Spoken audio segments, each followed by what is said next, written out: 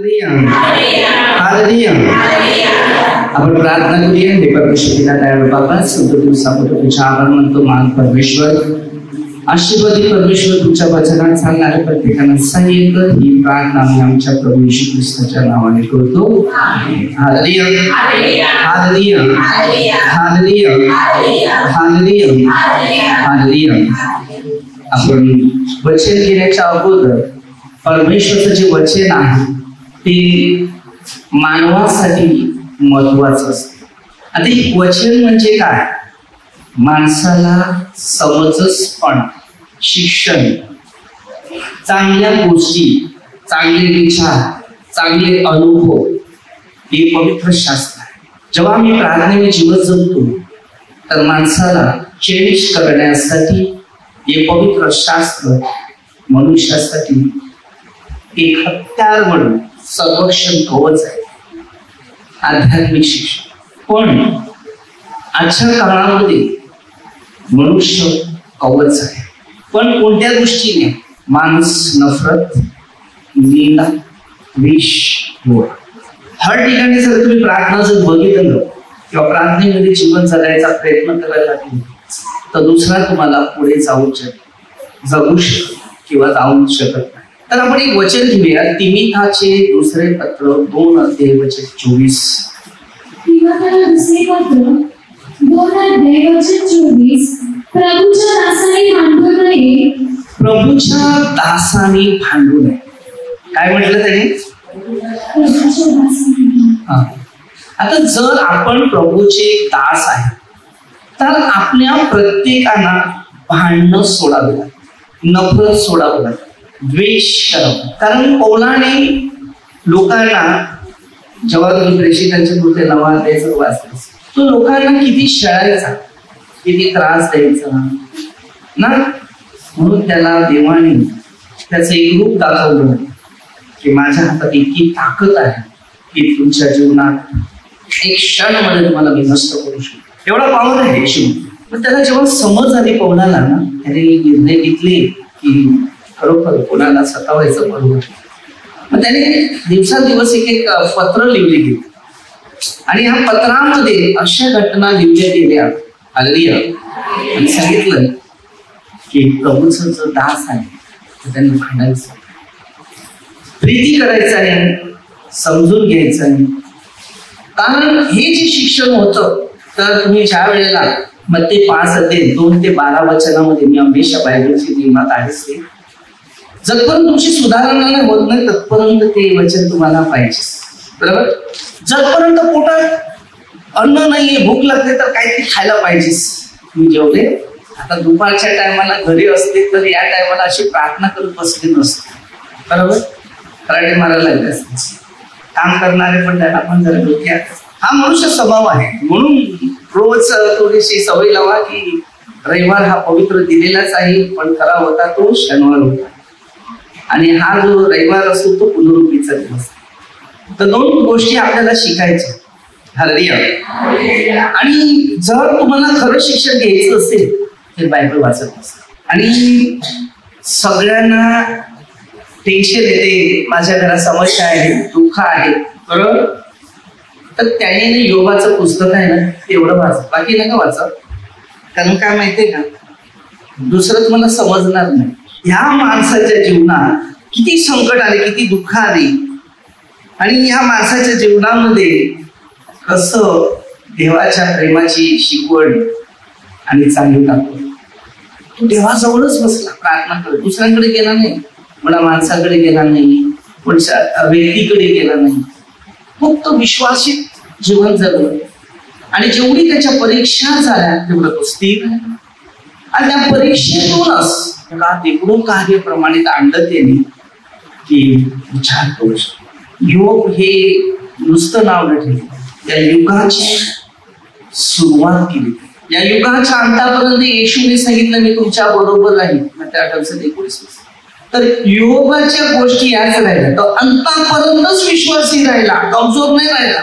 आम्ही विश्वासी राहत नाहीये म्हणून आमच्यामध्ये भांडण, नफरत, द्वेष हेवाही उत्पन्न होतात.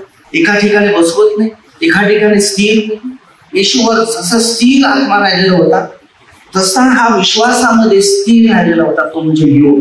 त्याचं चित्र शोधून काढा, त्याने कसं बनवलेलं आहे. एक एक वचनाद्वारे माणसाचं परिस्थिती कशी चेंजिंग केली, स्वतःचं रूप कसं बदललं, घर सगळं सोडून घेतलं. जसं योहानमध्ये 16:32 मध्ये दिले ना, तुम्ही आपापल्या घरी जाल पण मी न पिता एक आहे. विचार करा, प्रेषित 16:31 मध्ये ते सांगितलेलं, जो पण प्रभू येशूवर विश्वास ठेवतो त्याचा नाश न होतो, त्याला सार्वकालिक जीवन प्राप्त. हालेलुया. पौलाने हा प्रश्न दिलेले होते. प्रभूच्या प्रेषिताने हे उत्तर आपल्याला दिलेलं होतं. विश्वास बोलतात त्याला, आझादीचं चिन्ह.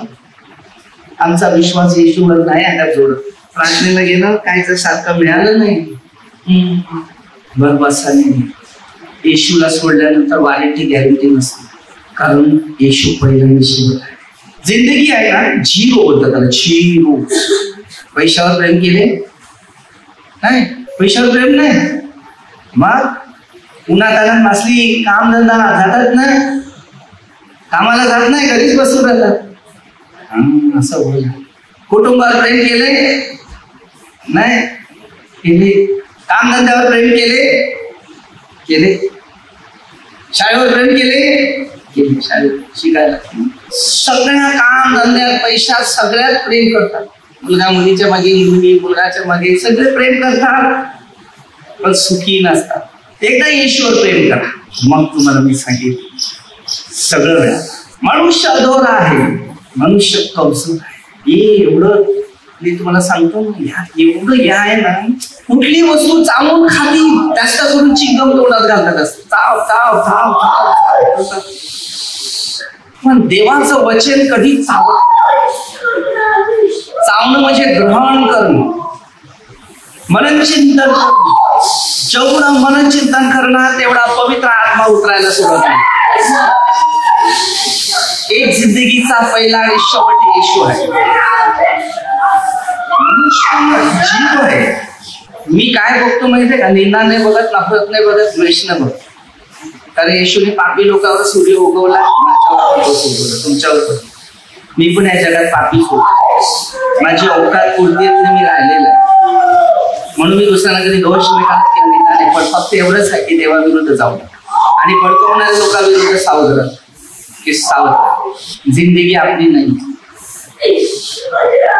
आज संडे आहे, रविवार आहे, तेव्हा अतवार आहे, काहीतरी सांग.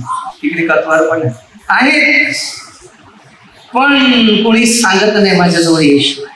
येशू ख्रिस्त कोणच नाही सांगू शकत. सर्व लोकांना तुम्ही ओळखू शकता. याला ओळखतो, त्याला ओळखतो, त्याला ओळखतो, मी सगळ्यांना ओळखतो. त्याचा फायदा नाही. एकाची ओळख ठेवा, त्याची ओळख झाली ते सगळ्यांना ओळख. मी येशूला ओळखल्यामुळे तुम्ही मला ओळखता. बरोबर. म्हणून ही दुःख नाही आम्हाला. म्हणून येशू काय बोलतो योहान 16:20 मध्ये, की तुम्हाला दुःख येतील पण घाबरू नका, दुःखच तुम्हाला आनंद देईल. एकच आनंद देणार. म्हणून तर मध्ये 11:28 मध्ये ते सांगितले, अहो कष्टी भाराखांजनू तुम्ही माझ्याकडे मी विसावा दे. दुसरा भांडण करेल, नफरत करेल. आजच्या काळामध्ये प्रार्थनेच्या बाबतीत 1000 ठिकाणी उतरू नका, फार खतरनाक. आणि कोणाला इंद्री देऊ नका. बायबल काय सांगते माहिती आहे? योहान 15:4 माझ्यापासून वेगळं असेल तुम्हाला काय नाही करता येईल असं येशू सांगतो.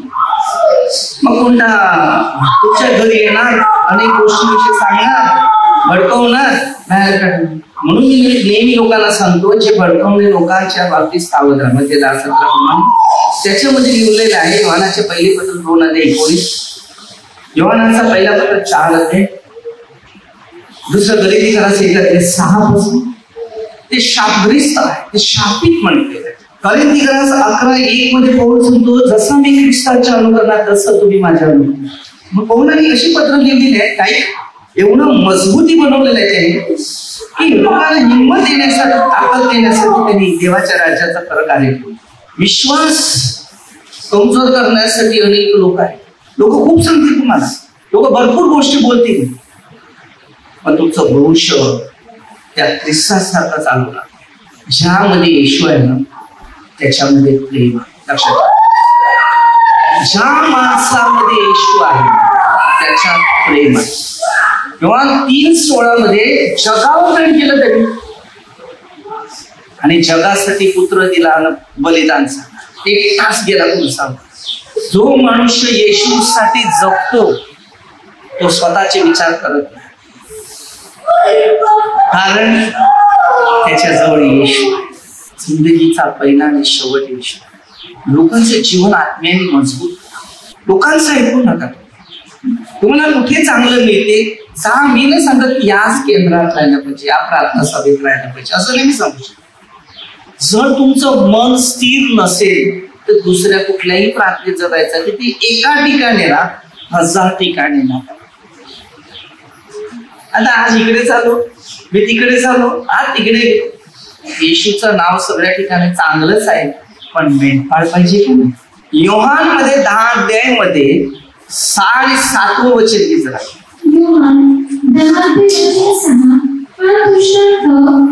येशूने त्यांना सांगितलं, तरी ज्या गोष्टी तू त्यांच्याबरोबर बोलला त्या काय आहे हे त्यांना समजले नाही. बरेचसे दृष्टांत आपल्याला काही शिकवलं जाते, मार्गदर्शन केलं जाते, पण त्यांना ते समजत नाही. समजलं तर काय सांगते जरा बोलूया. म्हणून येशू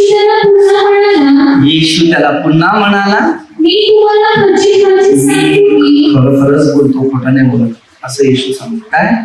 मी खरं खरं खरं खरं सांगतो की काय आपण मेंढरे आहे आणि येशू जवळ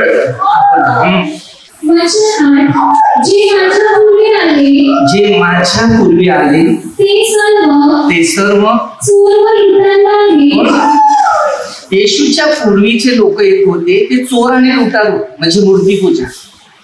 आज जर मूर्ती पूजा करणाऱ्या त्या लोकांची परिस्थिती काय? मूर्तीचा देव काय करतो? मागतो, पैसे दे, टाक, ते काय नारळ म्हणतो ते आपल्या काय काय टाकायला लागते ना, हात लागते की नाही. माझ्या पूर्वी तेच होते पैसे. आता अन्नाचं जास्त फेमस होते, बरोबर की नाही. कुठे ना कुठे जायचे रे, एवढा पैसा खर्च. एका बाईने मला सांगितले 21 कोडी नारळ सांगितले. ते 21 कोडी नारळ कशाला पाहिजे होते? मुलाच्या लग्नाला. म्हणजे तुझी इच्छा पुऱ्या होईल. नारळाचा भाजी पण मिळते, नारळाच्या तेलाची भाजी पण खातात तिकडे, पण नारळ नाही देत. कारण इकडचा देव नारळ मागत नाही, मेणबत्ती नाही मागत, अगरबत्ती नाही मागत, हार नाही मागत. म्हणून मी ठेवला इकडे देव अनवरमध्ये 12 देवी. मूर्ती नाहीये. मूर्तीचे सगळे माणूस पण मूर्ती आहे. जो देवाचं काम नाही करतो पण मूर्ती आहे. जीवित देव कोण आहे माहितीये? जो देवाचा प्रचार करतो, देवाचं वचन ऐकतो, देवाचं वचन आत्मसात करतो, तो जीवित देव आहे. आपण लोक किती लोक आहेत जगामध्ये माहितीये तुम्हाला? 99% त्याच्यात मूर्तीपूजा. पण ते म्हणून मोशेला देवाने निवडलं. मोशेला आज्ञा दिल्या, तुला मी 10 आज्ञा देतो त्यांना सांग. कारण कदाचित मोशेला अशाच पाट्यात दिले असते उचलून शाळेच्या आणि सांगितलं जा शाळेत ट्युशनला दिले असते सगळे. त्यासाठी त्यांनी बोट आणून दगडावर पडलं, वेल्डिंग करतात तसं तसं त्याने आकार दिला. एकच देवाला बस. मूर्तीपूजाचा देव असा, तो काय बोलत नाही, काय नाही. त्याचे डोळे असे आहेत, त्याचा चष्मा नाही, काय नाही. तो मला बघतो, मी तुम्हाला बघतो, पण काय बोलत नाही, ऐकत नाही. तसं ते हार घे घे रे घे घे, अरे घे नाही घेत, त्याला काय करणार? जबरदस्ती देतात टाकून. म्हणून ते लक्षात कधी आलं? कधी लक्षात आलं? जेव्हा हे मिळालं. मूर्तीच्या लोकांकडे हे नाही, लक्षात ठेवा. आणि ज्याच्याकडे मूर्ती नाही त्याच्याकडे हे आहे. त्याला बोलतात पवित्र शास्त्र. शास्त्र म्हणजे आम्ही पवित्र लोक असं. आपण पवित्र लोक याच्याने होतात, त्याच्याने अपवित्र लोक बनतात. मूर्तीपूजाला मनुष्य अपवित्र बनतात, कारण ते देवाला जे आवडत नाही ना ते खरं. तर बरेचसे यामुळे वादविवाद आहे, समस्या आहे, संकट आहे. अरे शिक्षण आहे, बायबलचे एक मुद्दे आहेत. मी तुम्हाला वचन देतो वाचायला दिलं, कारण की तेवढं तुम्हाला ते अर्धा तासाच्या प्रवचनाला माणसाला बोर होते. टीव्ही बघायला 3 तास, थिएटर पिक्चर बघायला 3 तास, काय फरक पडत नाही. अर्धा तास प्रवचन सांगितलं तर लोक सांगतात अर्धा तास, 1 तास प्रवचन कोणी ऐकायचं. 8 तास कामाला जातात की नाही? गरमी असली तरी काम करायला लागतात की नाही? साहेबांनी काही बोललं तरी काम करायला लागते की नाही?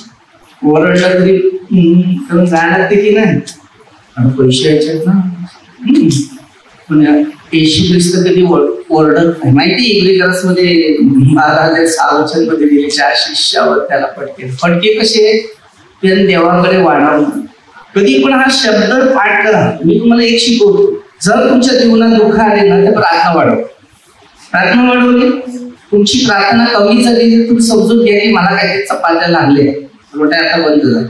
मग त्यावेळेला ना समजून घ्यायचं. म्हणून मी जेवताना नेहमी सांगतो, तुम्ही अंदाज भाताचं घेतात पण घास खातात त्याचा अंदाज नाही. किती वेळा चावलं, किती घास घेतली.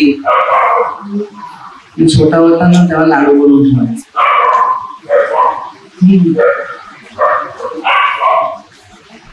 मोजून खायचं. म्हणून मला देवाने कदाचित यासाठी निवडलं असेल. आता तू आध्यात्मिक भोजन खा, मोजून खा. मोजून तोलून मापून दिलेलं आहे ना. HKL जो होता HKL, परमेश्वराने ह्याला काय दिले? मापून खायचं, मापून पाणी प्यायचा. मान संदेष्टा आपण तसं करू शकतो. कळतील का? त्याला कशा प्रकारे एका बाजूला झोपायचं. आपल्याला एक खुर्ची दिली असेल ती दुसरी खुर्ची उलटी करून 2 पाय पडत होती. कारण मध्ये ते साई लावू बसली 12 कांच्या ना माझ्याकडे. कारण बसायला कंटाळा येतो ना टेकून नाही मिळालं ते मग असे 2 हात ठेवणार. हालेलुया. पण मी असला का सगळे घाबरतात, पण मी नसला का मग कसे करू? आपल्या झोपल्याला पण म्हणून हालेलुया.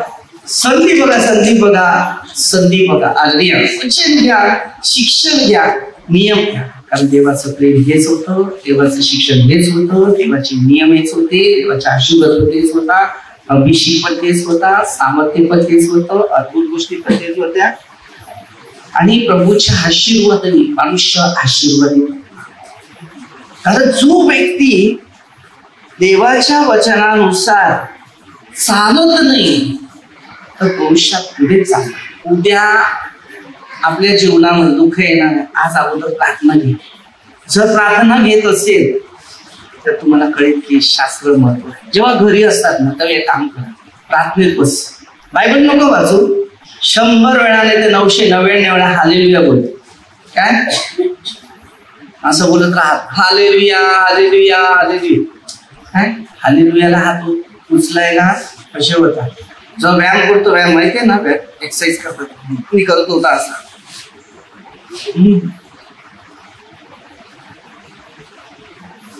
जाड व्हायला तेव्हा हात वरती असतात आणि देवाच्या स्तुतीसाठी हालेलुया. मी तुम्हाला सांगतो की आपल्या जगासाठी आपल्याला सगळं करावं लागते, मग देवासाठी काय? मी 140 डिक्स मारायचा, एवढं उंच द्यायचं, खाली द्यायचं, म्हणजे ह्याच्या हातावरच वरती द्यायचा. 140 व्यायामशाळेमध्ये भरपूर नंबर. 6 महिन्यात असा पुला, 1 दिवस ताप आला तासा पुला. ही जग आहे, मी तुम्हाला सांगतो. म्हणून मी तुम्हाला काय बोलतो की जेवढं बायबल मध्ये होईल तेवढं चांगलं. आता प्रार्थना करतो, जेवण कमी खातो, खाणं कमी खातो, पाणी कमी खातो, पण आता बरं जाणं होण्यासाठी काय काय केलं? बियर पण पिल्या दिवसाला 6. आज संडे ना, आज संडे खाली. आता 2 गेल्या, संध्याकाळी 4 बाकी आहे. अच्छा मला परवडते ना, आता पिते नाही जर काय बरोबर लोकांचा. एक दिवस मी प्रार्थना चालत होता, शनिवारी प्रार्थना संपली, येताना तिकडून भुजी घेऊन यायचं. तर इथे केंद्रात राहतात ते बरं खातील, बिचारे घरी पण खात असतील, आज पोरं त्यांचे आहेत ते बरं आपण पण इकडे खायला देऊ. तर माझं नाव फेमस केलं. एकाच्या वेळेस मध्ये माझं नाव सांगितलं त्याला की तो काय करतो माहिती का, संध्याकाळी बियर नेतो, संध्याकाळी भुजी नेतो, रात्री बियर पीत बसतो, भुजी न बंद करतो. अरे हे असे लोक पण आहेत, म्हणजे सगळे भुजी खाणारे बियर पितात. जगात होतं पिलं. मी काय बोलला, हालेलुया. जेव्हा येशूला स्वीकारल्यानंतर त्याच्याशी नफरत केली. हालेलुया. एखादा तिकडून फोन आला असेल ना, तिकडे जर कोणी बियर पिते कोण काहीतरी अशी गदापावते तिकडचा फोन जर आला घरातून फोन नाही उचलत, समजते लगेच काय आहे, समजते. कारण हे बघा, जे देवाचा गिफ्ट आहे ते कधी घालवायचं. पाप करायला मनुष्य धावतो, पाप सांगायला का धावत? मी बियर पितो तुम्ही बघितले ना, मी गुटखा खातो तुम्ही बघितले ना, तंबाखू खातो तर बघितले ना, पण आता बघितलं का नाही सांगितलं ते, पण आता खातो. हालेलुया. कधी पण शिकायचं आहे, सगळ्याशी प्रीती का, भांडण नाही, नफरत नाही, द्वेष नाही, एव्हा नाही. बरंच काय बायबल आहे, पण आपल्याला वेळ नाही. तर आपण छोटीशी प्रार्थना घेऊया. परमेश्वर पिता दयाळू बाबा, शुभ दिवसाबद्दल तुझे आभार मानतो. महान परमेश्वर, सर्ववंत लोकांतर सर्व आशीर्वाद ही प्रार्थना येशूच्या नावाने करते. आमेन. हालेलुया.